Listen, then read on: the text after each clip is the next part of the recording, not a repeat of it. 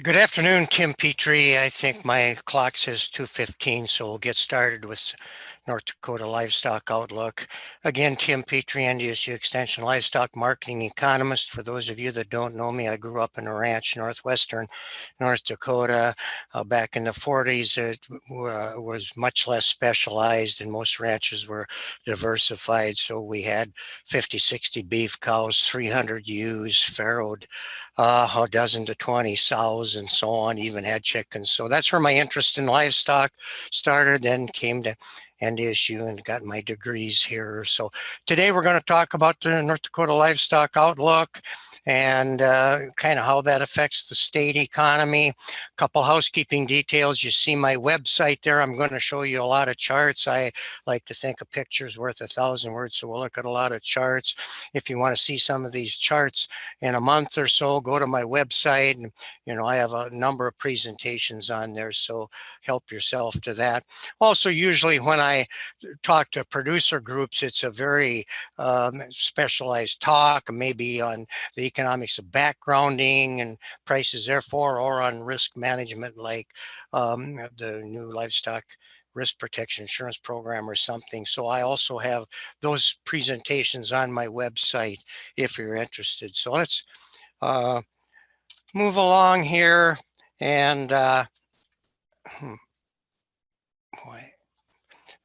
the livestock industry in North Dakota is very viable, and as we see in some cases, even kind of expanding. This is cash receipts by commodity in North Dakota. The most recent data we have is 2019, comes from the Economic Research Service. Brian kind of mentioned this a little bit, and the ag industry generated $7.4 billion in 2019, and animal products 1.2 billion. Go on down, cattle and calves about $1 billion industry, and go on down with dairy, hogs, and so on. Actually, sheep are under the other products. So very, very important to North Dakota. I want to give you a little bit of background on some things happening in North Dakota. North Dakota is the 9th largest beef cow state in the U.S., so we're in the top 10. So not only are beef cattle important to the state, North Dakota beef cattle are very important to the U.S. as well, and more on that when we move along. Actually, we've had an increasing beef cow herd in North Dakota, increased last year when our neighboring states and the U.S. declined, and in the last 10 years we've increased.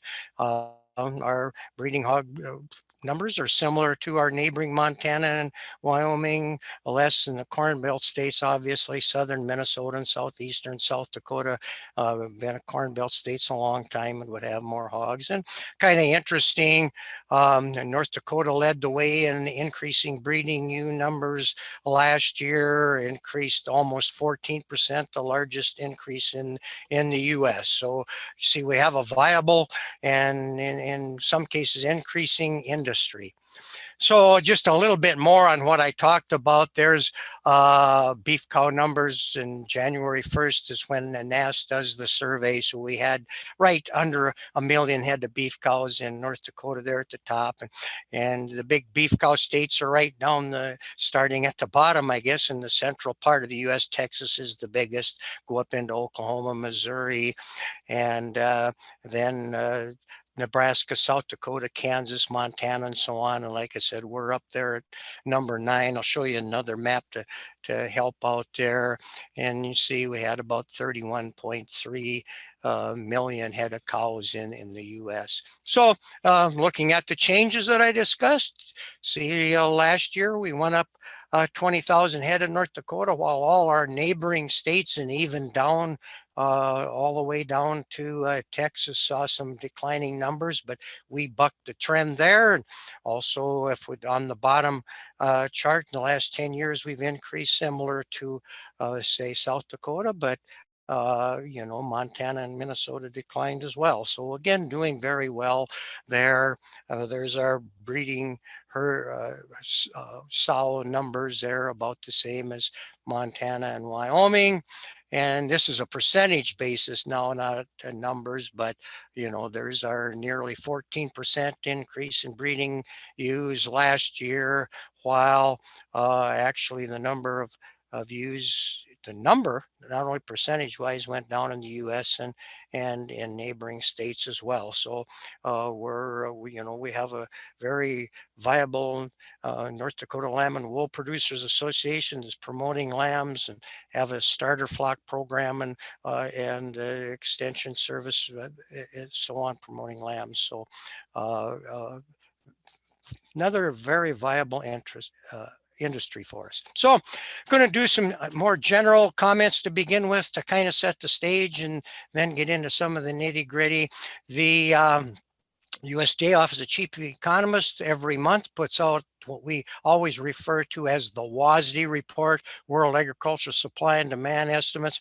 My counterpart, Frayne Olson, that's going to talk to you next, is going to use WASDE information too on the crop side, and I'm doing the U.S. meat production and prices here. So a lot of numbers on this chart. I prefer not to use a lot of numbers if I can if I don't have to, and I'm not going to go through all these numbers, but this is a good lesson, kind of back to basic economics 101 and what's happened in the livestock industry. Now, this particular Brian alluded to 2014 and so on. So every highlighted number on this chart is an all-time record high. So you see we're doing lots of records there, but go back to 2014, we had record high prices for all the different livestock commodities, steers, hogs, broilers. Milk isn't on here, but you can throw in milk there. Anything associated with livestock was record high.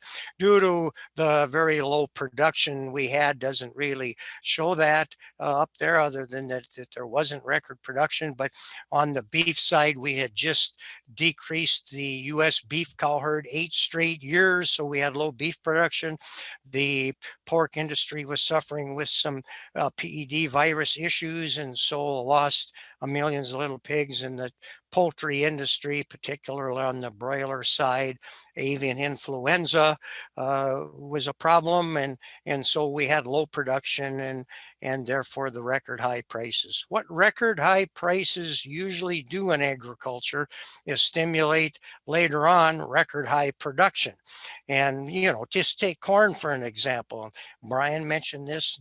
2012, we had record high corn prices, and every year since, we've had and near record corn crops would have had this year, I guess, if we didn't run into some weather problems. And so not to be outdone, the livestock industry kind of followed the same thing and jumped to 2015.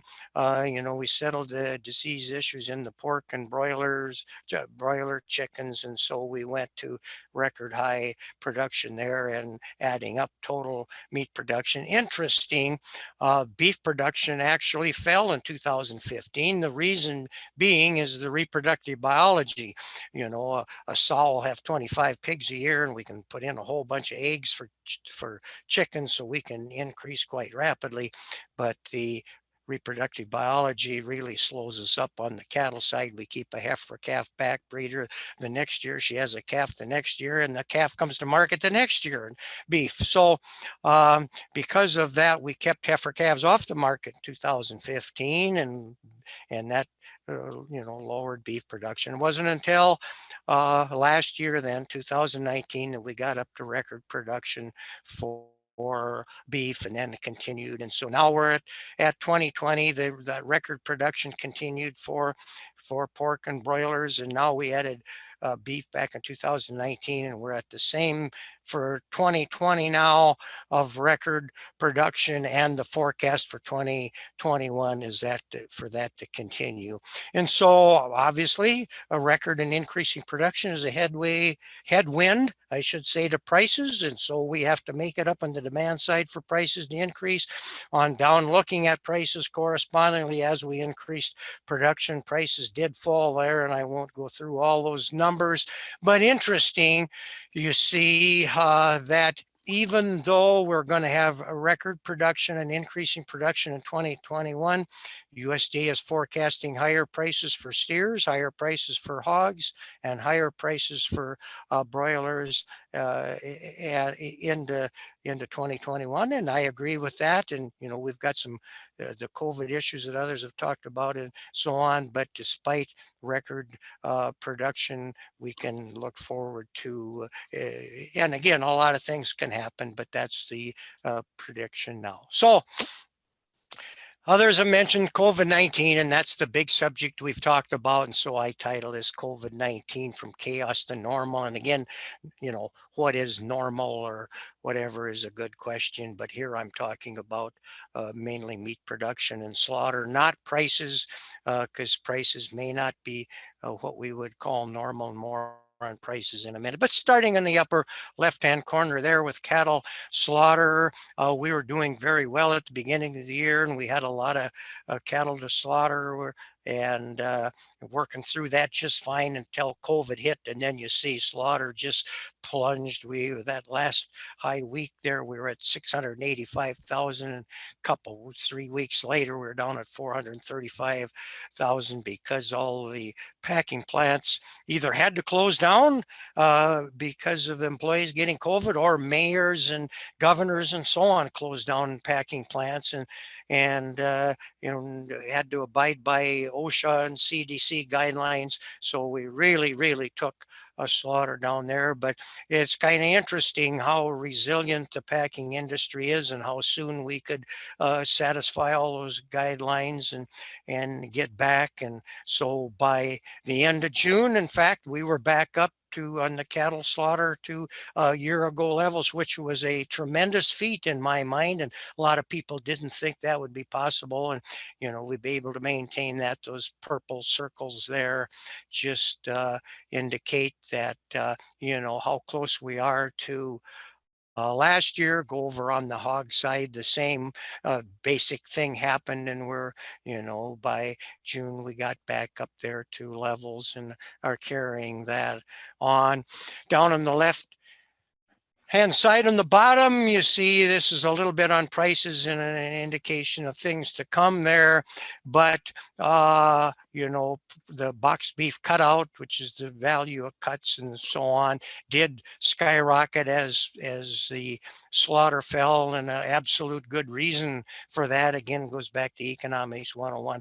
A lot of the bigs, the Walmarts and the Costco's and McDonald's of the world contract their meat, and so there's a lot less available on the open market. And so when slaughter fell off so dramatically and we had less, the packers had we were contract, you know, had contracts with the bigs that they had to serve. So there's very little meat available on the open market for the smalls or the restaurants that might be buying them.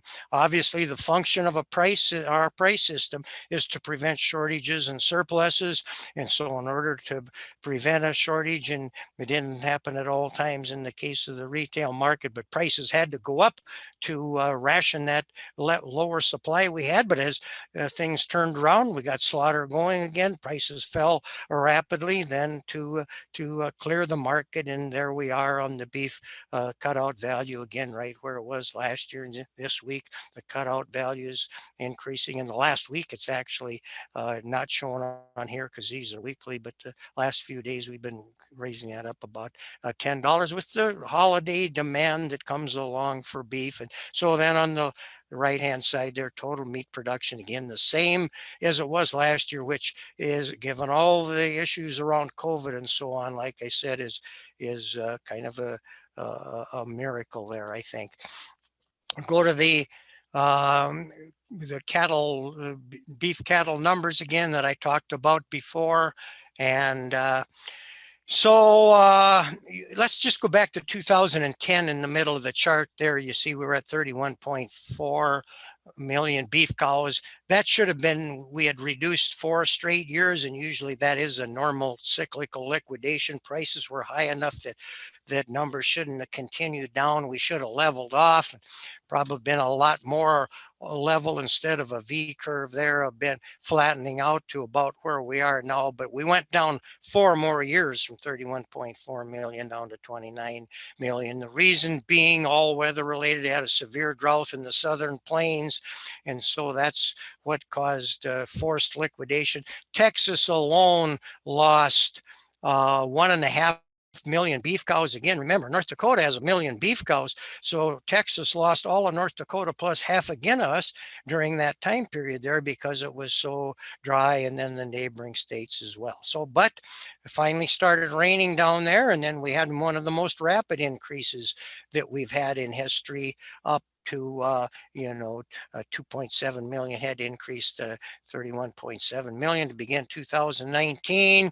And then last year we did decline 374,000 there to be 31.3. And again, virtually the same as we were in 2010 and likely where we would have been. But these weather issues come along, and I hope not, but in a few minutes see that, it's getting dry again here. So that's kind of the picture. I think that now for 2020, and when we get our January 1st, 2021 numbers, that we will have declined some more on the beef cow herd for reasons that I'm, going to mention now. Here's the U.S. Drought Monitor, both long run and short run implications for the cattle and entire livestock sector here. So just start off with the long run.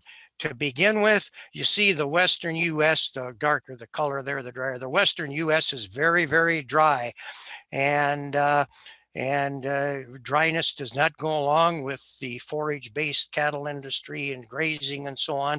Go down to the bottom chart before we come back up. The dark green is the major beef cattle producing area, as we saw in the previous chart with Texas and Oklahoma and coming right up through North Dakota. And then overlaid on that are the dashed red lines is the drought from the above map. And so you see drought is creeping across there, western North Dakota and Nebraska and Texas all the way through Oklahoma. So this is very much of a concern for us in the livestock industry. Does this drought get worse or whatever? We're going to need a lot of rain come the spring.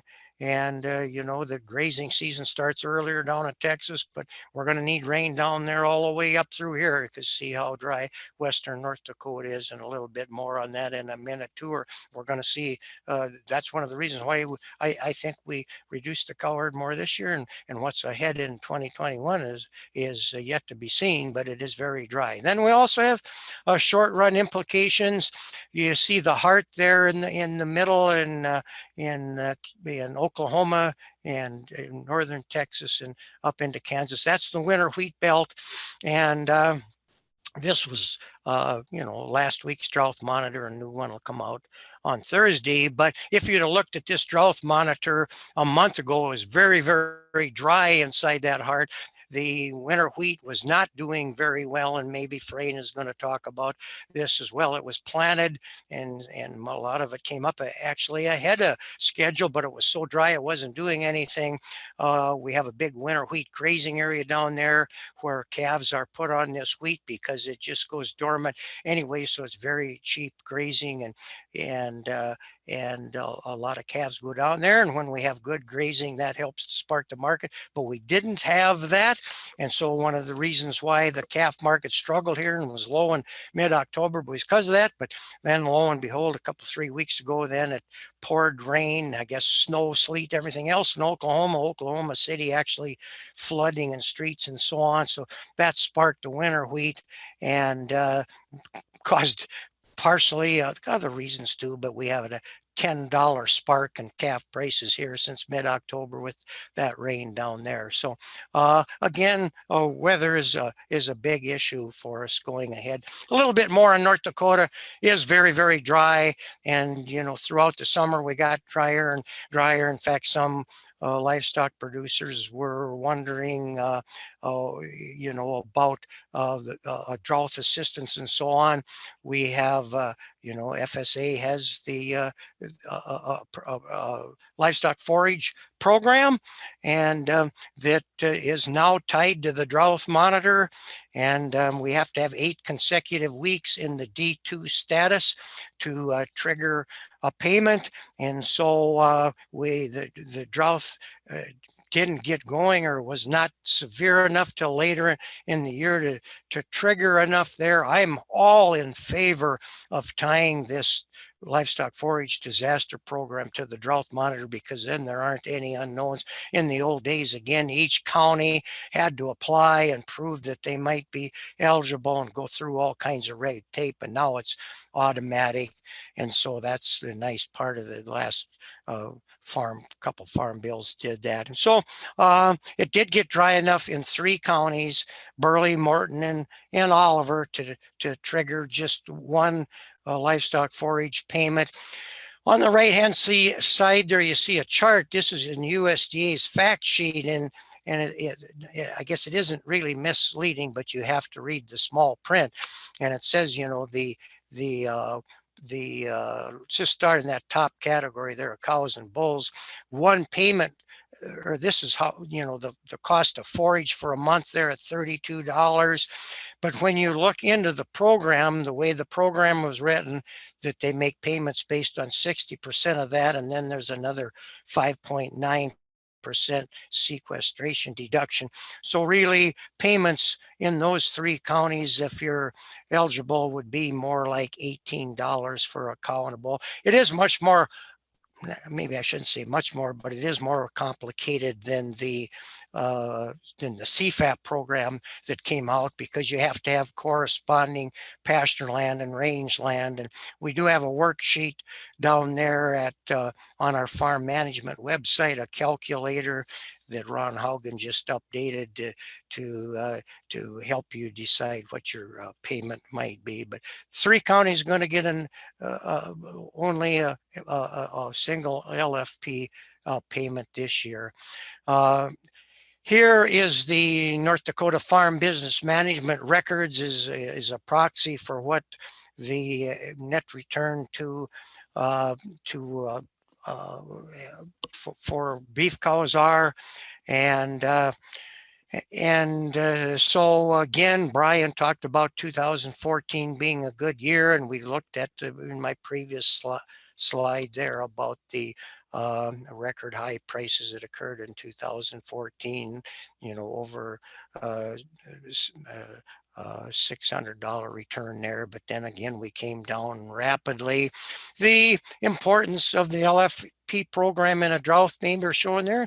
2017, again, we had a drought that was earlier, and so a lot more counties were eligible, and some for 3 or 4 payments. So in 2017, $61.4 million came into North Dakota, so that helped out the cattle sector in 2017. And then go to last year, again, only about a $50 head return there because of the low prices. And this year, that green for 2020, the records won't come in until probably April or later on, when they're all in and we find out exactly. So I'm estimating from the market, since prices right now are similar to where they were last year, and not a lot of cattle sold in midsummer or earlier on there when we were in the steep of the pandemic causing problems.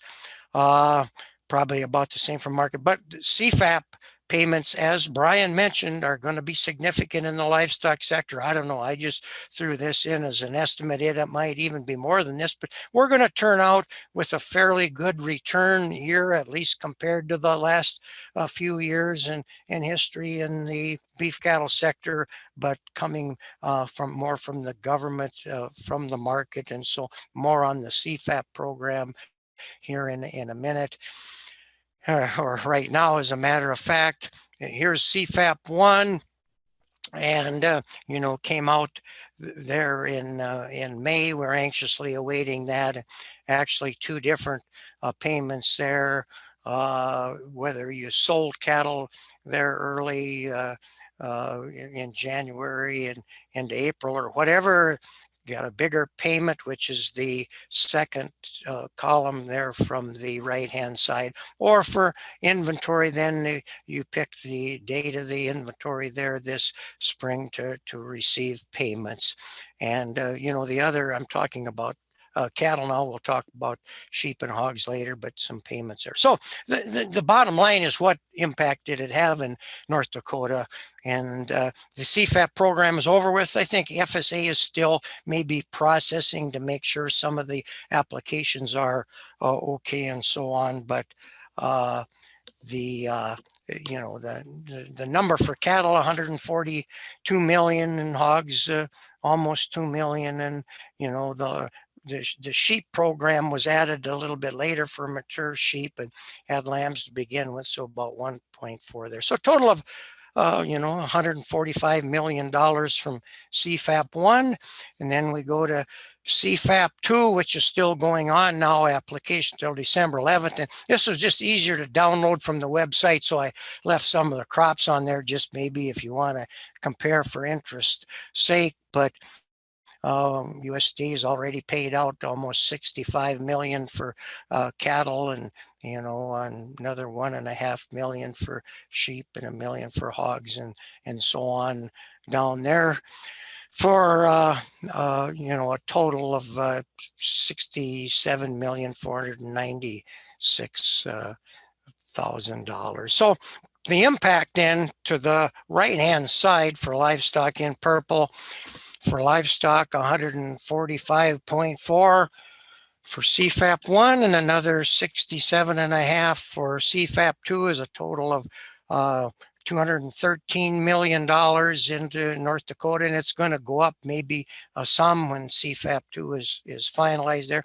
Remember, we got about a $1.2 billion cash receipts, probably for this year. At least that's what it was last year. So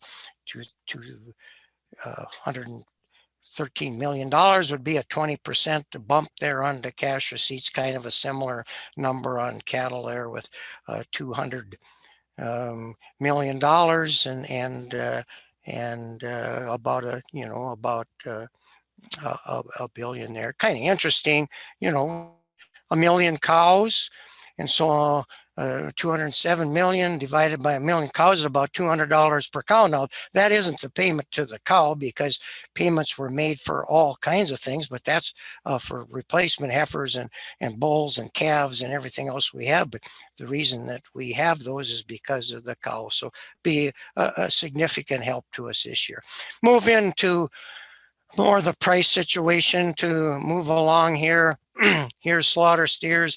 Again, probably a lot of interest, since this is a calf marketing season now, is the two biggest things that affect calf prices are slaughter steer prices, and then corn or feed prices. And so here's, I like to put the last 3 years on a chart, and the red line there is 2020 this year, and so actually we'll end up with about 4 years here. But we were expecting a better year for livestock this year, as I previously mentioned, expecting about a 120 average on fed cattle this year, and we were up there to begin with, but then the COVID set in, as everybody else has talked about, and had all kinds of variation there, and even instead of being probably 110 for a seasonal low in midsummer, ended up under $100 there.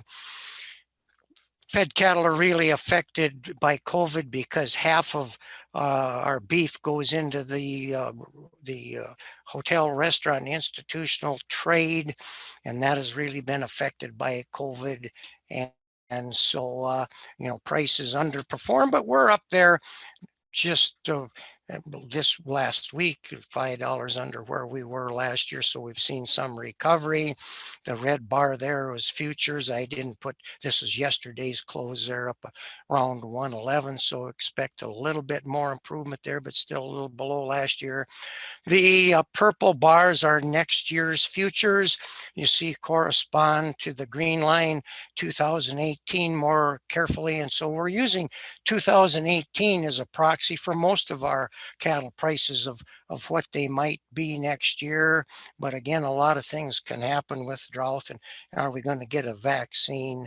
And so on, but looks like a better year next year. I'm not going to talk about the economy because everybody else talked about that, of what's happened. So we'll just move along here and talk about exports, which are a big deal for the entire livestock sector. So, exports have been increasing. We had record high exports in 2018, beef exports. We would have had record high exports in 2019, but we ran into some trade issues with our major trading partners that I'll talk about in a minute. And then 2020, this year, we would have had record exports, but then COVID set in, so that bumped us back a little bit, but we're predicting record exports for 2021. And again, the last 2 years, our expectations there, and we didn't meet it, but hopefully we'll be able to meet that in 2021. The bottom chart just kind of shows how we did. And again, we were doing record exports January, February, March, but you see the impact that COVID had, but we've bounced back up to record levels in August, and we're expecting backed off a little in September, but if things keep going as well as they were now, we can get back up there above what they were in last year to end out the year, and hopefully that follows through into 2021. So the meat industry in the US is extremely important in the world. We are the leading producer, as it shows there. We're the leading producer of beef, second in pork only to China, leading chicken and turkey producer. We're also the leading exporter of beef on a value basis, or high quality beef. Number two in volume, because Brazil would export a little bit more volume, but that's low quality, more like cow beef. So we're the leading exporter of beef and pork, number two in chicken, and one in turkey. So we're the leading producer and exporter of meat in the world. So we're very, very important. Going back to who our customers are, then you see on the beef side, Japan, Korea, Mexico, and Canada are our major customers, and we were in trade negotiations with all of those to start 2019, which was a concern for us, but thankfully now to begin 2020, we had settled with all of those. The reason why we didn't perform as well on exports in 2019 as we expected is because of the Trans-Pacific Partnership. Many of our countries that then changed to the CPTPP, many of our competitors like Canada and Australia and so on joined that with Japan, and we pulled out of that. And but we were able to negotiate with Japan by the end of the year and have that back. So throughout 2019, we were paying a 38.5% tariff on beef, and our competitors paying 26, 10% less. So that hurts. But we're back to a level playing field now. We settled the U.S. Mexico-Canadian agreement and did a trade agreement with Korea. So that's why our expectations are better.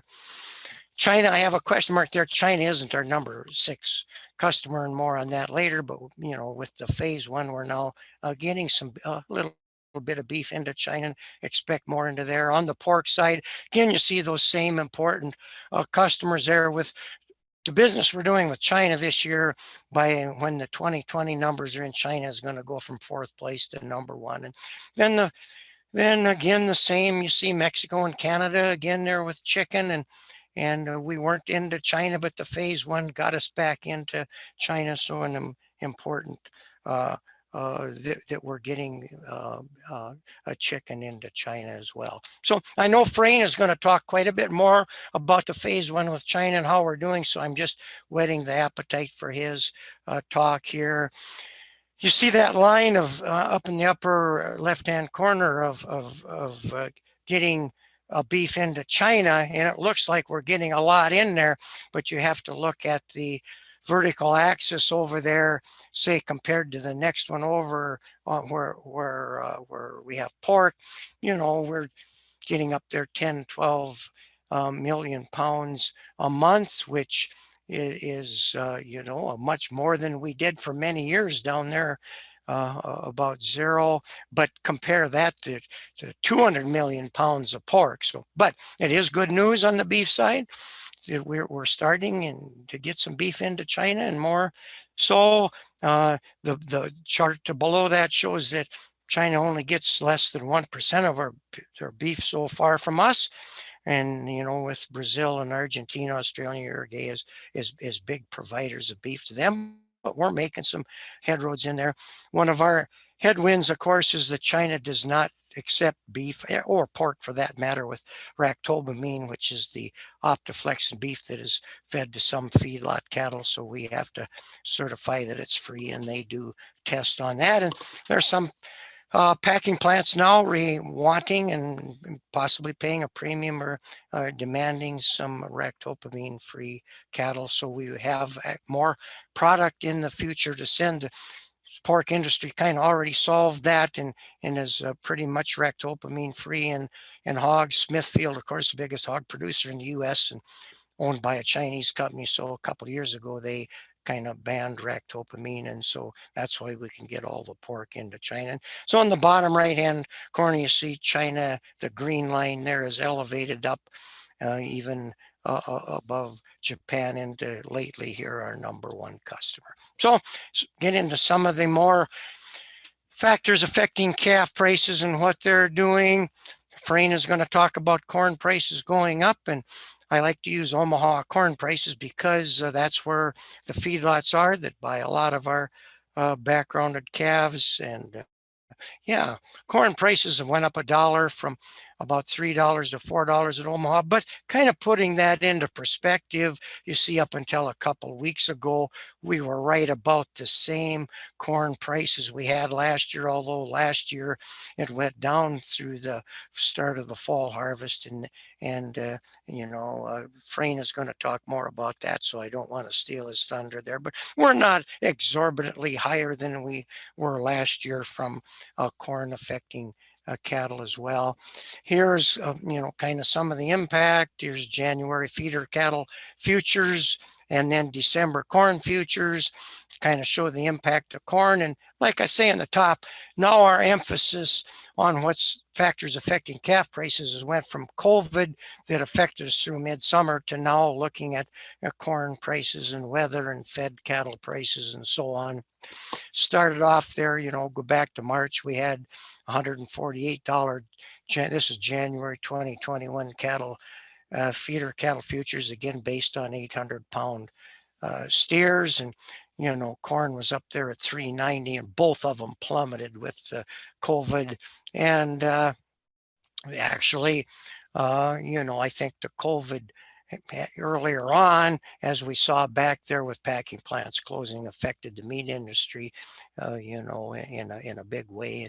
And it was affected corn here too, but maybe livestock even more. But then, after we got the slaughter plants open again and things got going, we brought futures back up to, by mid-August, we were back up to pre-COVID levels on the January futures. And one of the things that led into that is that corn did not come back up, although it was a little volatile and was down there at 320. But then, Frayne is going to talk about all the factors that have went in. And it's not only the storm in Iowa maybe start, but there's a lot of other factors that have caused the increased China and buying and so on. Again, not trying to steal Frayne's thunder here. And so prices have went up. And so, since August there, that we say change corn prices 10 cents, change fall feeder cattle prices a dollar in the opposite direction, other things being equal, but other things aren't equal too, because we got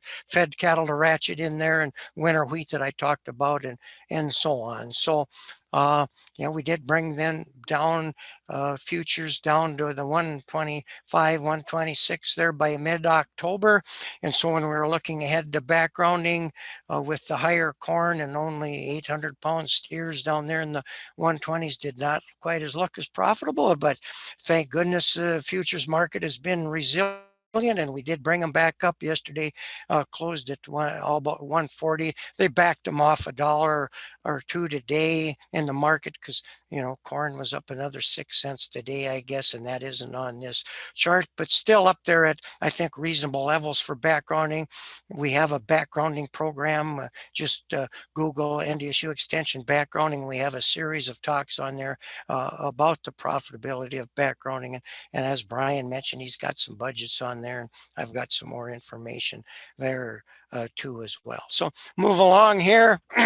One of the things supporting calf prices as well is that we've taken the calf crop down as the cow herd has declined. In 2019, about 250,000 lower calf crop, and this year, although this is an estimate, we don't know for sure what it'll be until January 1st, but another 250,000 down, so about 500,000 less cows and less calves than we had a couple of years ago, which is supportive to prices. Here's a 550 to 600-pound calves in North Dakota at the three markets that USDA now reports. That's Napoleon, Mandan, and Dickinson. And so you see again going, the red line is this year, and the green line is last year.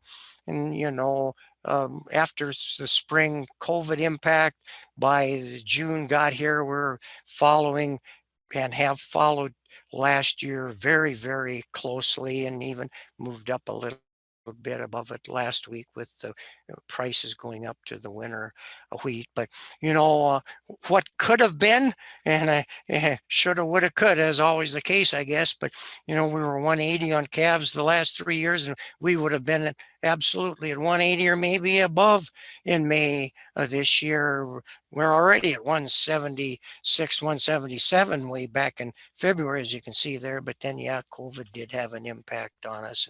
But we brought calves up $10 here and in the last month because of the winter wheat grazing and fed cattle increasing, and corn, although volatile, kind of leveling off. So I don't think calf prices are going to continue going up, and probably more level off like they usually do this time of the year, but still at or above last year. And then for next year, be lower in the spring than the blue line 2018.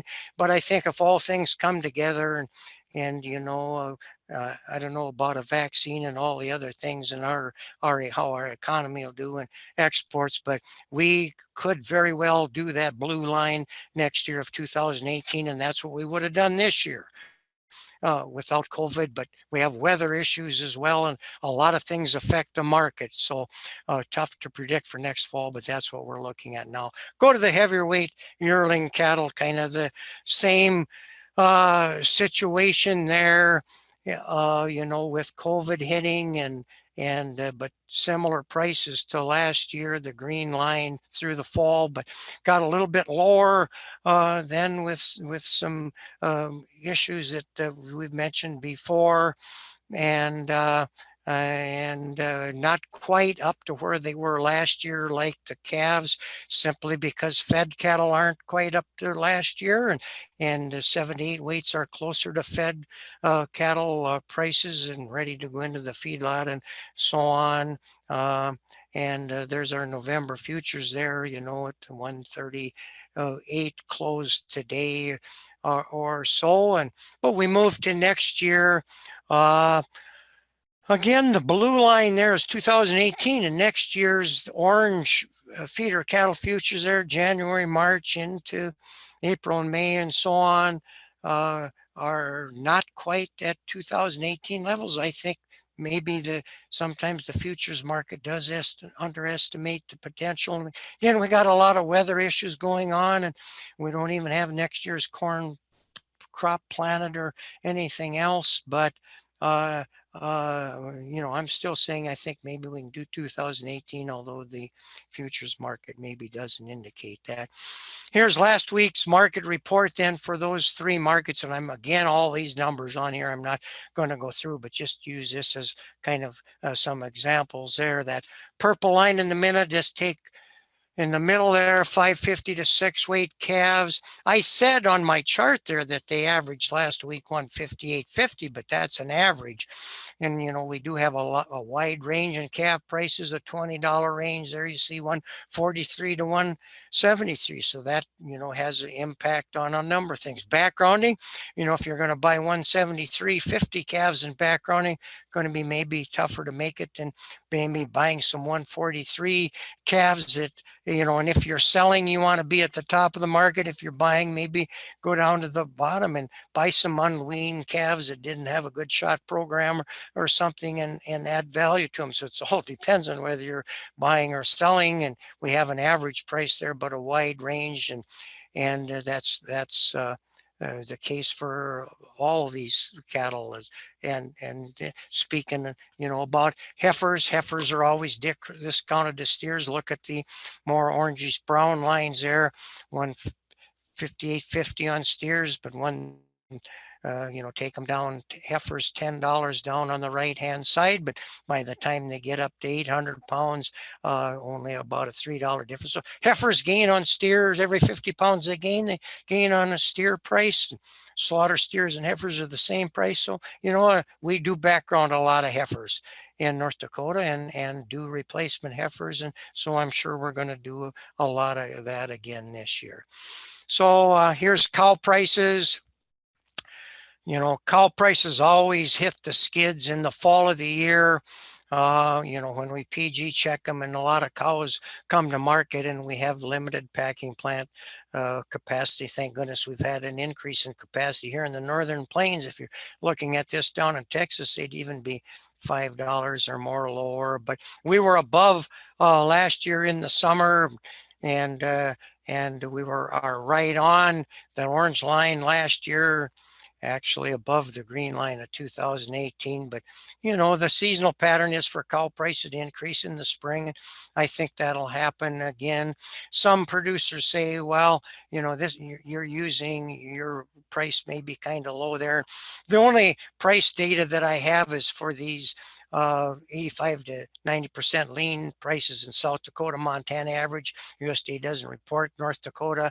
And so, yeah, these lean cows that are cows right off pasture that have had a calf on them and maybe are not carrying a lot of, a lot of finish and so on. So, I realize that cow, it's like calves sell for a wide range, and cows the same way. I just pulled off a market report from last week, and their cow is selling for $65 in some, as you can see there. But this is kind of the low end, the lower cows that tend to be older cull cows, with a calf. And so those are prices there. So, again, looking ahead to prices, we expect the low to come in 2020, as it shows there. Better prices in 2021, back to 2018 levels, and even higher in 2022 if things come to fruition there like we hope it will, back to more 2015 to 16 levels. And again, supportive as we got a lower calf crop, and we need a better economy in the U.S. and keep exports going and so on. So switch to some of the other market classes. Here's lambs, that were slaughter lambs on top, and North Dakota and the Northern Plains here include South Dakota and Montana market here that USDA reports. And again, a pretty good lamb prices to begin the year, but COVID set in. Lamb again sold at white tablecloth restaurants, a lot of it, and so it kind of struggled throughout the summer. And we had packing plant issues as well. That the Greeley plant went out of business, and we've got a brand new plant in Brush that just opened up here October, and you can see what that did to prices, sparked prices back up to even above last year's levels. I had a friend that just sold his lambs today at the market at West Fargo for his 150-pound lambs for 162.50, and that's where they are now. That's the North Dakota market there. And so pretty good market on lambs above last year, and same down there with feeder lambs. A lot of southwestern North Dakota lambs, I suppose, will go as feeder lambs and selling very well there too. You know, one of the reasons for that, again, we got slaughter capacity back, but our our lamb production is down from last year. We had fewer lambs in the U.S. and then going down to the bottom, they're weighing less this year because of the dry weather, particularly out in the mountain states where there are a lot of lambs, and that demand, that price is pulling lambs kind of ahead. So, you know, that's in the lamb market. On the hog market side, really, that blue line there is this year, and really a struggle and a lot of volatility in hogs there with those packing plant issues that we talked about before, but came back now, and mainly because of the strong export market into China and African swine fever were above last year. These are carcass weight is the way hogs are sold, mainly direct to packing plants and don't go through a market or might go to a buying station and so on. So we're above last year, but maybe some struggle into the end of the year because of a big volume of hogs that we've kind of got to work through. But the green boxes there are next year's futures market that says we're going to have a better hog market next year, up to over $80 in midsummer. Kind of again, all based on that hog exports to China, because we've got record production after all of pork and expecting that to continue. Here's feeder pig prices again, right up to last year's level as well. Talk a little bit about broilers. Here, chickens don't have a big chicken industry in North Dakota, but it's a competing meat to our beef and pork and sheep that we have as well.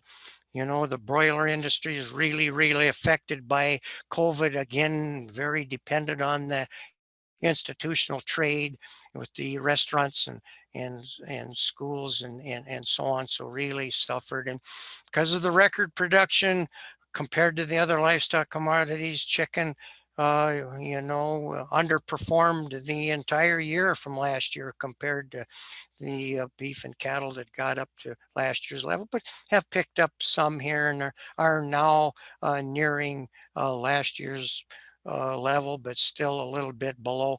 Kind of some just maybe more light talk here, a little fun about chicken.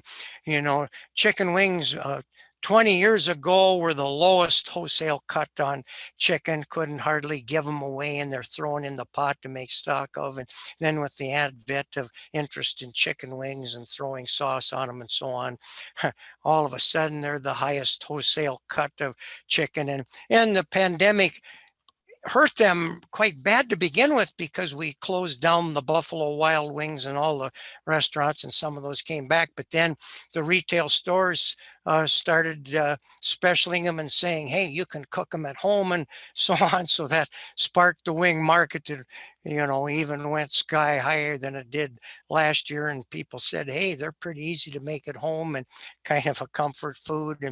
And so, you know, going down to the bottom there, chicken breasts kind of struggle. It went way up when they cleaned out all the shelves, but then kind of again struggle because we had record production, and chicken leg quarters the same way on the side. So now, you know, the meat industry is very innovative, and so now making chicken wings out of breasts, calling it boneless wings, and just saw companies doing a big special on a new wing that they have made out of leg quarters, and I forget even what they're calling it, but the leg quarters are so cheap they're making that into wings, and you know, will be increase the supply of wings and maybe bring that price down. So a little fun there. On the milk side, Again, there's milk prices on the top going back to 2014. Again, we had high prices and then we had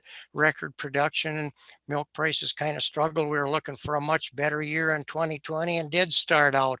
And then COVID hit, and again, milk is dependent on the institutional trade. School lunch is a big thing for milk as well as the restaurant trade, and struggled. And then the USDA did come in and buy some cheese and stuff, and got some back prices back up to 18, but still are not where we started the year. And USDA is predicting, prices to stay up there in that $18 to a little above in 2021. And but we have the struggles with the economy, and we have record milk, production as below, shown below there. Okay. Uh, Thanksgiving is coming up, and so I guess we have about 1 million turkeys that we sell in North Dakota, but we have two distinct turkey markets. One is the whole bird market, which is hens, which prices tend to go up throughout the year and peak right before Thanksgiving and then back off. And again, these are whole birds. Turkey whole bird prices have averaged above last year by 20 cents or so, simply because, as you saw in that first chart, turkey production is down this year, was affected by the COVID and so on. So a little bit higher. But, from buying turkeys at Thanksgiving, retail stores tend to loss leader turkeys to get people into the store to buy all the other higher margin items that go along, the vegetables and dressing and everything else. And so I think you're going to again see good buys on on turkeys. I just saw an ad for local store: you buy a ham, you get a turkey free, and we kind of have a price war. So I think there'll be plenty of turkeys at even though the wholesale price are. The other market for turkeys is the tom market, where it goes in again, really affected by the institutional trade. That's the deli meat, the ground turkey, the turkey drums, the breast market, more of a level market throughout the year because of the restaurant, and turkey breasts there, because not as much used in the restaurant, have maintained more of a level market there than the hen market. So kind of need to wrap up here. A lot of issues going on in the livestock sector. At the forefront is COVID-19 that the others have talked about. Hopefully we can do better into next year, and maybe a vaccine comes along. We've got weather issues, as I discussed, and it's really dry, from affecting the forage based animals in particular. And then does that get into the corn belt, even in affecting corn and the economy? So a lot of issues. We've had a very volatile market this year, and I expect that to continue. And so there is risk in all the livestock commodities. And the crop sector maybe has been better at using a marketing plan with risk management than the production of livestock side. And so I think we're going to have to look more at flexible marketing plans. I've had a lot more interest in livestock risk protection insurance than I've ever had here in the last few months, and have some education on my website, as I said before. So, prices are volatile, roller coaster, as you see there, and things that could cause headwinds, or things that I already talked about of the COVID and African swine fever, and we have record production and what our corn price is going to do, and so on. So, please keep in mind that volatility is likely to continue and be with us. People keep asking me, when are we going to go back to where we were before, with maybe less volatile markets? And after all, we're in the information age now, and we know what's happening all over the world, China or whatever else. And so at an auction market, sometimes prices can go up or down several dollars the same day. It's just because everybody's on their smartphones and seeing all that information, which in itself causes volatility in the market. So, I think happier times are ahead for the livestock industry. As I said, USDA is predicting higher prices, and I think we can do that when we get through these near-term issues. Even though we have record production, people around the world like our high quality product here that's the safest, and US consumers are still, even though we've got some pandemic issues, are still buying meat, and again quite a viable interest there. So I guess let's see, how can I stop my moving this, get this moved over, and see, I don't know, anybody else see, do we have any questions? I don't see any yet.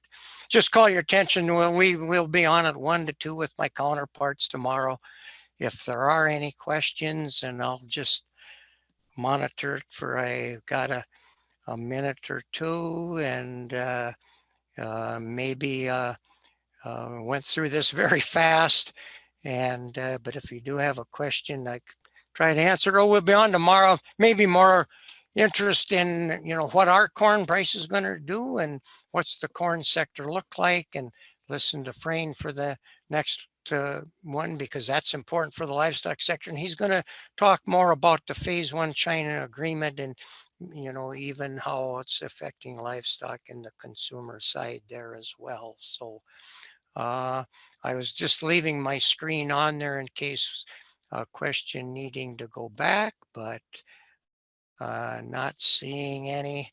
I just stop sharing my screen, and again monitor any questions. And so, not seeing them, I guess I'll simply kind of sign off here, and 15 minutes from now, Frayne is going to go up and talk about the crop side.